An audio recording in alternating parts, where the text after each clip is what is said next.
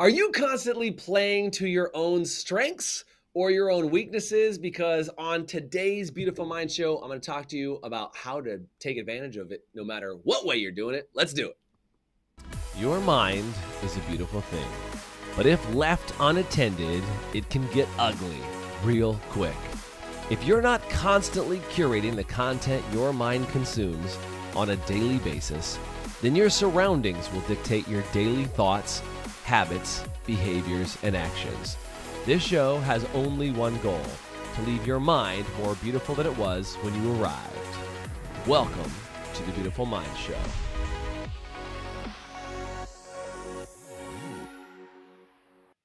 Hey, what's going on? Thanks for joining me today on this video or in podcast mode, whatever you're listening to or watching it in. I'm just super grateful to have you here. And I just want to say thank you for being a fan of the show. If you've been around for a hot minute and you've been a fan, do me a favor and say fan. If it's your first time, do me a favor and say first time. The Beautiful Mind Show is something where I get to kind of go off on a little bit of a deep end journey with people and help them to understand themselves a little bit better. I don't know if you're like me at all, but I've been on kind of an interesting personal development bender for the last couple of years. And I say that in the best possible way, right? Is it should be a healthy bender, but a bender of like, I didn't really want to discover more about myself, discover what I'm meant to be. I want to learn as much as I can about me so I can serve more people. If you're with me on that, do me a favor and say with you in the chat, because I just think that if you really understand yourself at the deepest possible level, then you'll be able to help other people to be able to identify, what their gifts are and what they want to be doing. And I just think it's awesome. So thanks for joining me. If you're on with me live, I just pumped to have you here. So thanks for being on live. Do me a favor and say live if you're here. So I want to talk today about something that I think has been actually really helpful for me. And this came up because I was actually working to make some new hires for our company.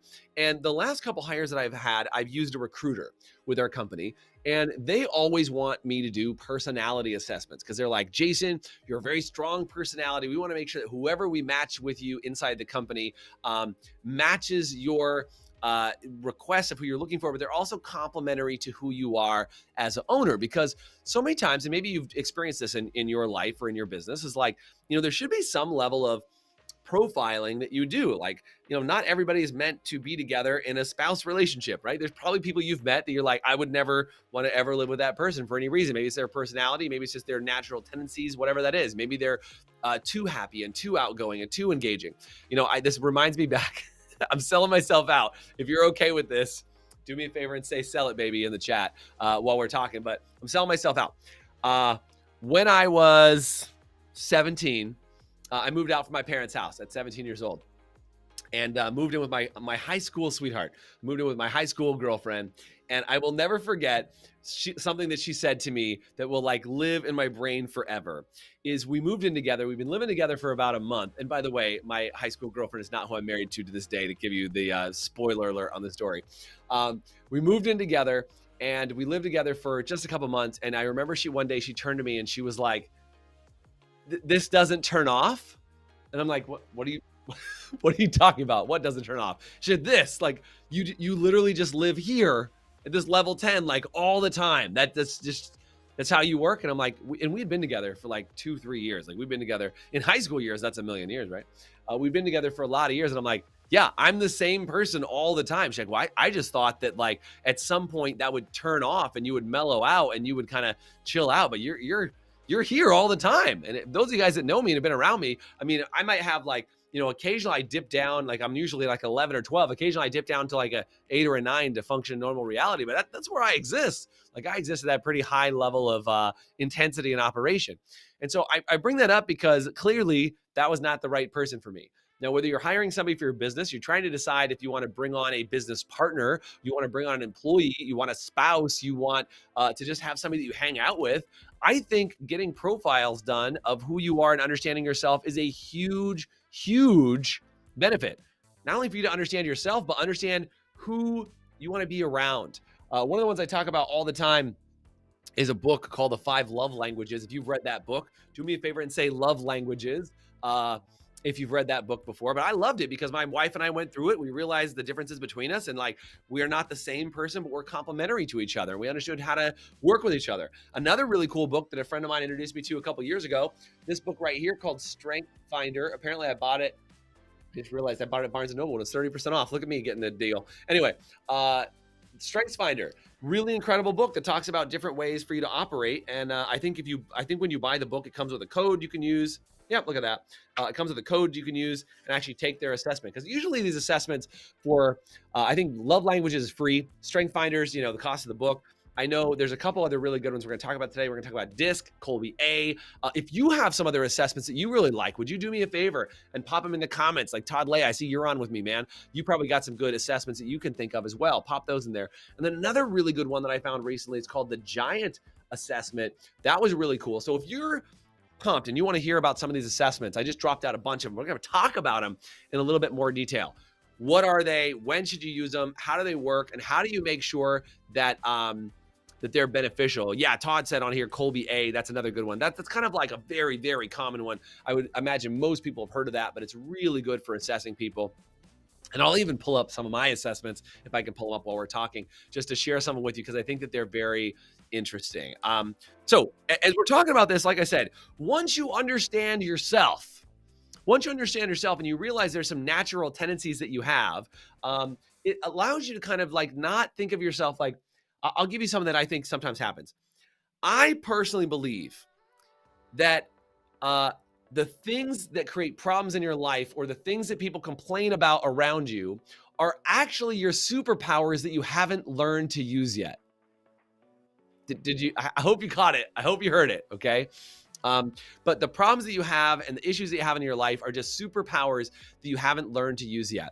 Because you know what I'm really good at? And I'll give you an example, and then we'll dive into these assessments as we go through the podcast today. Is one of the things that I know is that I am an excellent, like, world-class champion level procrastinator. I'm the best at it. I am so good at procrastinating. I will out procrastinate anyone, I promise. If you're a procrastinator, do me a favor and say procrastinator. If you're not a procrastinator, say not in the message we're talking right now. But I am a world-class procrastinator. And if I have a deadline, and this happened to me through school, it happened to me through everything that I did, okay, is that, like, if somebody said you've got a month to write an essay, no matter what, I would write the essay either the night before, or I'd get up early and do it the morning of. Like, I am champion level procrastinator. If they give an award for who procrastinates better than anybody else, I'm sure I would get the award, and prove me wrong. Okay. But what I realized is my procrastination is a gift. And now you guys might go, Jason, I don't want anybody who procrastinates on my team as a gift. But here's what I've learned about myself about procrastination, is that I am really good at crunch time. I'm amazing at crunch time. And I'm not saying to brag on myself. I'm just telling you things that, like, I've learned about myself, is that when the heat is on and there's no time left and you got to take the winning shot or whatever that is, like, I'm really good. I don't buckle under pressure. In fact, I live for pressure. My brain switches on under pressure. So, like, at the very last minute, and by the way, my team hates it. My team hates every second of that. My team, who's probably watching some of this video right now, they're like, Jason, that's what we hate about you, is you procrastinate, you put things off. But if we need to do something at the last minute, it's an emergency, there's a problem, something changes. Here's the thing. What I've learned is there's some people who like to plan and prepare really far out and be overly prepared. And I say overly because I'm the reverse of this, right? They like to be overly prepared. And then if something changes at the last minute, they completely panic. They freak out. They're concerned about it. They don't know what to do. Versus for me, I'm super, like, if something changes at the last minute, I'm like, all right, well, here's the solution then. And I come up with an immediate solution. It doesn't fry me, it doesn't cook me. Like, I'm good to go. So here's the thing. If you have a team of people, and again, if you're a business owner and you're building a team of people, that's an important thing for you to know, is you got to have both people on your team. You got to have that person who's good in the clutch, because again, that's a superpower, right? To come in at the last minute and solve all kinds of problems, that's a superpower. But for somebody that is a planner, that's a problem. I'll give you an example. I love you, sister, if you're watching this podcast today. But my sister is one of those people who loves to get to the airport like 3 hours early before her flight. She'll, like, relax and get food and hang out and, like, unpack or repack. I don't even know what she does. I don't even know what you do 3 hours at the airport before you do it. Here's how I get to the airport. I have TSA pre-check. I have global entry. I got every sort of short line. I got all the club passes, the front row seats, like whatever I can do, I'm there. Because here's how I like to do. I like to park. I like to check in. I like to cruise through security. And if I make it through security and walk down to the gate, and the gate is boarding, and I can get on the plane and load, that's my favorite. It's efficient. Right? It's efficient. I don't waste any time there. I get to just walk right on the plane. In my mind, it's the most maximized use of my time. But that would give my sister full anxiety because she's like, like she wants to be there early. And is there something wrong with my sister? No. The idea is that she has a certain way she wants to do it. I have a certain way that I want to do it. And both of them are strong, but are perceived by the other person to be a deficit when it's actually a superpower. Is this making sense to you guys? If it is, do me a favor in the chat and say makes sense. If you're listening on the podcast later, just yell at your radio or your phone or whatever you listen to this on. Just yell at it and say, it makes sense, Jason, it does. So I want to talk about these profiles because there's some really good ones. But here's the thing. I want to get into these profiles with you. I'm going to talk about each one of them. I've kind of gotten you the idea around what we're going to do. And I'm going to point you to some that are going to be really helpful for you. But we got to take a commercial break. When we take that, I hope you guys will check out our 7-day challenge. And I'll be right back after this short break. Would you like to have an even more beautiful mind? Well, we'd like you to have one, and we actually created a 7-day Beautiful Minds Challenge, which is a little bit of a choose your own adventure challenge for just 7 days, and I really think you can do anything for 7 days. It's definitely not easy, but it will be simple for you to get access to it. All you have to do is comment anywhere on this video or send me a message on social media that says 7-day, and I'll send you immediate access to not only our Beautiful Minds Facebook group, but also our Beautiful Minds Challenge, where you can go through 3 different areas: your mental health, your emotional health, and your physical health, and get challenges in each of those areas that'll help you get a handle on each of those areas inside your life to give you more control over what you want to do every single day. So do me a favor, comment 7-day or send me a message on any social media, and I'll make sure I give you access to our exclusive community group as well as access to the challenge. Thanks so much, and now back to the show. Welcome back to the show. I'm Jason Everett. I'm your host, and we're talking about personality assessments, understanding what your strengths are, what your weaknesses are, and realizing that in the right context, your weaknesses are actually your superpowers. Your weaknesses are actually your superpowers. How many of you think that there's some things that you absolutely suck at? And by the way, if you're brave enough, put some things in there. I suck at being excessively early. I suck at spelling. I am a terrible speller. I am a pretty good speaker, right? So if you look at it that way, like there's things that you do that you suck at, and then there's superpowers. Again, use your problems as your superpowers in the future. Let's talk about some of these assessments and what is really powerful. So I'm going to take you to the first one. And if we can pop this back up on the screen for me, producer Bob, I would appreciate it. Let's talk about this one. This is the DISC assessment. This is a very classic assessment. I think when I did some coaching work with a couple different companies, they've talked about this DISC assessment, and it's really powerful. It talks about, are you a dominant A trait or an I trait or a C trait or an S trait? So D is dominance, I is influence, C is conscientiousness, and S is steadiness. So like, I am not, like, from a steady perspective, because I love doing things last minute and surprises and all that stuff. I'm not very steady. I would be considered like unstable for people who like crave steadiness. I actually have a very high DI on this chart. Most of you guys probably doesn't surprise you. I'm very direct, results oriented, firm, strong-willed, and forceful. Yep. And again, remember, forceful can be good when you need it, but it can be bad if you don't. So think about this. Influence, outgoing, enthusiastic. Yeah, it doesn't sound like me, right? Outgoing, enthusiastic, optimistic, high-spirited, and lively. I think I win, right? So I'm a high DI on this chart. Now, if you look at the other side, analytical, reserved, precise, private. Yeah, I'm very private, right? Doing podcasts multiple times a week. Private, systematic, steadiness, even-tempered, accommodating, patient, humble, and tactful. So here's the thing, as you look at this, right? As you look at these different traits that exist here, what ends up happening is, as you're looking at them, is you might relate to some of these and go, hey, I fall in that patient, accommodating, even-tempered category. But if you want, there's an assessment you go take online. I think the DISC assessment's like $50, $75. I think DISC is $50. The Colby we'll talk about in a minute is about $75. well worth the price point of being able to do it.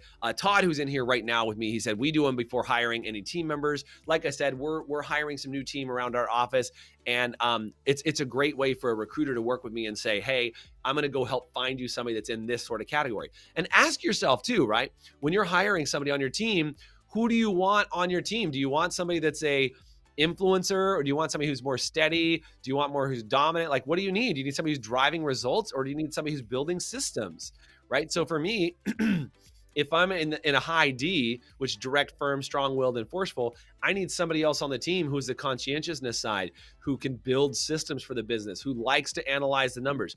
It doesn't mean I can't do those things. It just means, and honestly, I'll say this, I always tell people on my team, it just sucks the life out of me sometimes to do the things that I'm not good at. Does that make sense? Like, if you're not good at it, like I can produce numbers and track them, and I can get better at them, but that's not my superpower, man. I want to be able to use my superpowers, right? So if, again, as you're looking at this, what are you seeing? Are you, what are you? Are you a D, an I, an S, a C? What's coming up for you as you're seeing this? What are some of the things that you're seeing that you're like, these are some that for me stand out? It looks like Jeff, what up, Jeff? Jeff Milner says, I'm a D and a C. Yeah, totally. So you're kind of a little bit of both. And by the way, you can take the assessment and get your full workup. I'll give you the link or post it in the chats for you guys. Yeah, Todd, are you a systems guy? Is that your jam? I feel like you're a systems guy from what I know of you. I feel like you're a CS. Is that right? Is that what did I peg you? Andrea said diplomatic in my conversations when I'm passionate about something. Yeah, completely. I get it. So that's that. I'm going to pull up the website. You can go on, I think it's just discprofile.com. You can go on to discprofile.com. I think you can buy them. I'll click and show you how much they are. I don't know how much they are. Let's see. Just the general disc profile. So there's about $70. If you want to do the workplace profile, $72 to do DISC. I do not get paid. I don't have an affiliation with DISC. I just thought it was a cool assessment to show you. But let's talk about the Kolbe. Kolbe, KOLBE.com. You can go on Kolbe.com. And I recommend the Kolbe A. It's a really, really fascinating Kolbe A. And they've got a good video on here that explains the whole thing. But let's talk about your Kolbe for a second. Let's talk about your Kolbe assessment. See if I can make this a little bigger. I know, producer Bob, you're trying to make this magic happen on your end. So thank you, brother, for doing that. Let's see if I can make this as big as it can be. I know it's hard to see for some of you guys, especially if you're on your phones. So here's some bottom lines for Kolbe. There's 4 categories. One's called Fact Finder. The other one's called Follow Through. And the other one's called Quick Start. By the way, I am like 1,000,000% quick start. I'm very good at starting things. I can do it in minutes. I can usually like stir up it like a tornado. I can get stuff done very quickly. And then this last one is called an implementer. Okay. So let's talk about those categories. And I'm not going to read through all this, but I want to give you some of it. And by the way, if this stuff is helpful, do me a favor and say helpful in the chat, because hopefully this stuff is like going to get you focused on making some cool things happen. Fact Finder, methods of gathering and sharing information. So they simplify things, they explain things really well, and they strategize, right? So that, and again, it says, for instance, you might create documents and instructions, review the data, edit the details. It gives you some of this information. And by the way, if you want any of these resources, comment resources, and I'll pop these to you in a document. These are all searchable on Google, but I'd love to give you the links and give you all this stuff. I think all these assessments are really, really helpful. Okay. The other one's called Follow Through, methods of arranging and designing, right? So you're able to adapt. So you create shortcuts, revise approaches, you're flexible, right? And then maintain, for instance, you might package things together, monitor policies, review lists, right? Systematize, for instance, you might create the plan, coordinate the needs, like you're a follow through, like you're the doer, right? On this other side, quick start. So this dealing with risk and uncertainty. Risk and uncertainty. Some people have a panic attack when they hear risk and uncertainty.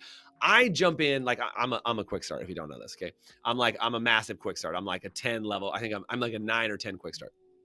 What that means is I'm really good at dealing with risk, evaluating risk, handling uncertainty, walking into it. Like my background, just to give you some example, I used to do improv and sketch comedy. That's all risk and uncertainty. You literally walk into a room with no plan and you entertain people for hours. That's crazy, right? And I do it all the time when we do events and on stage or whatever, is I jump in and like just can take a training and do all kinds of cool things without any sort of massive plan for it. Obviously I have some plan, but I'm good in an uncertain space. So there's a stabilizing. For instance, you might create standards or create precedents, clarify deadlines. But on this end, on the innovative side, for example, you create urgency, you initiate change, you improvise solutions. No joke there, right? You experiment, you ad-lib stories and presentations. Like that's all me. I'm in this jam right here, right? So you maybe might be the modifier, the stabilizer, the innovator. And again, I didn't mention this earlier, but on a quick, when you're a quick start, you're either on one side or the other. You're either the stabilized quick start or you're the innovative quick start.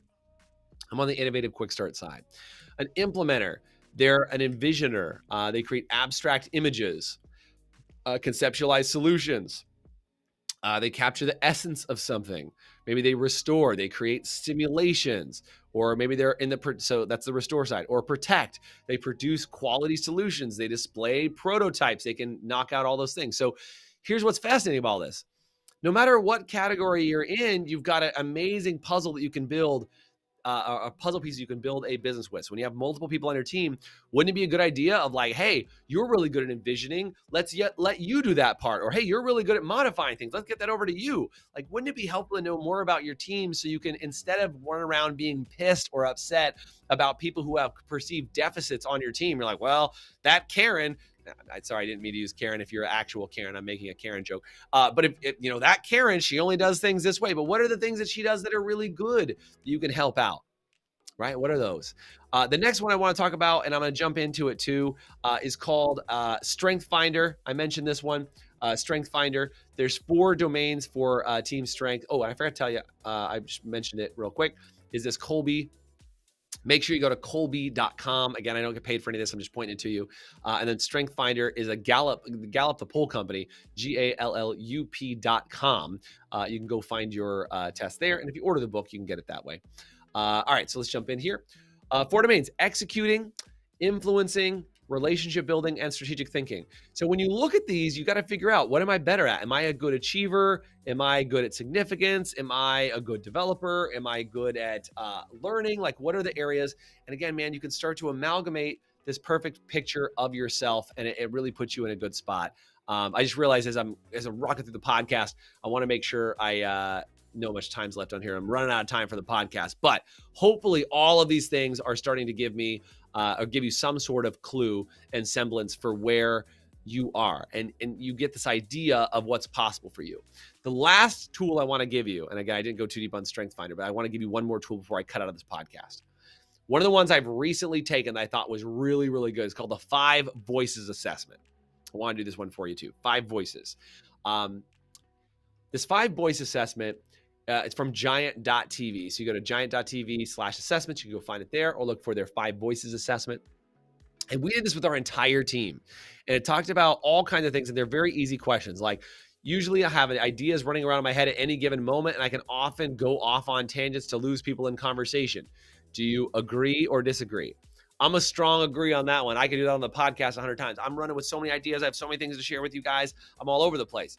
But if you can follow that and it's helpful for you, right? That can be a strength because it can be more entertaining or educational, or it can be powerful or create that urgency, right?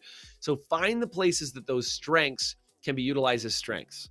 So anyway, just a couple other assessments I wanted to give you is that giant.tv. It's a really good one. But I hope you catch this. And if you get nothing else out of this podcast, I want you to get this today. You know, I used to work as a ballroom dance teacher. It was one of my very first jobs that I had. And I love dressing up, wearing really cool clothes, you know, going out and interacting with people. I'm a very hands-on person. So I love interacting with my hands and like dancing and moving my body and extroverting myself and performing. Like, I love that stuff. I loved it.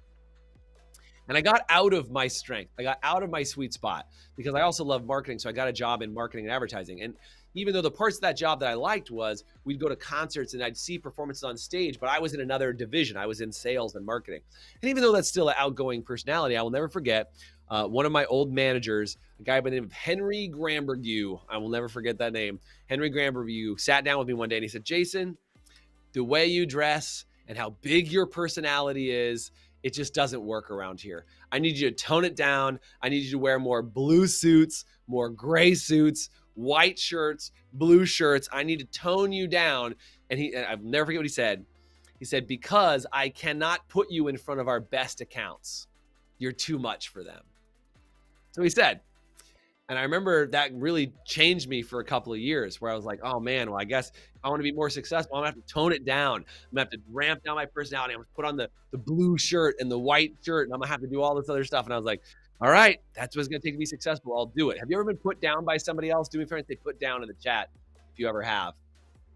And then magically years later, as I started doing training and coaching and getting involved in the world, and people always ask me like, Jason, how'd you get involved with the salon spa space? And I was like, I actually would think I was adopted by them because I've always loved this performance artistry sort of thing. And like, I've loved being in that space of creatives and just all this like outward attention and focus and like helping people see how beautiful they are and what they can do. Like, I love it, right?